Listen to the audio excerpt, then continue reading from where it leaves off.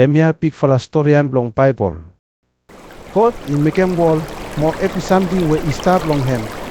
Long time there all man only stop close up long God more every something he put no more. All man only tanem backside long all keta long God. More all keta no more. Only one them stop pause. From Hemia only no more service stop close up long God. God he make him one promise long Abraham. Hem he promise long give him one big fella family long him. More one good fella country. God he promise to long blessful more true long Abraham. Family long Abraham he can plant them all. Now only come slave long Egypt. They God came all keta out long rubbish walk ya. Hem he give him lower long all keta.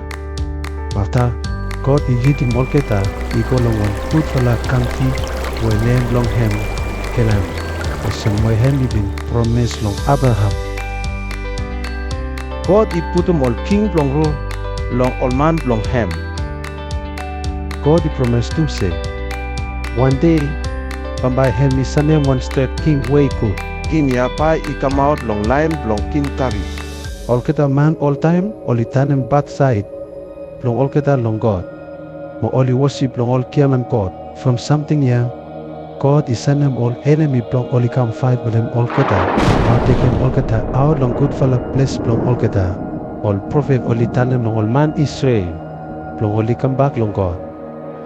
Mo all he turn him to say God by in no leko all kita. God is send him straight beginning long him long he born long wall.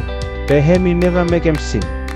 Him he dead long cross all same one sacrifice from all sin long you mean. After him he life parikep long so him say him now he king mo him straight man long serve all kita man. Jesus he go back long heaven. Now him he send him tapu spirit long him long all kita will only believe long him. Long only tell him our good news. Jesus pa i kampat paket yan long hole long take him all kita will only believe long him. Long only stop with him long nivala one. Long nivala place pamay inokat sin mo pamay you stop close up long God all time.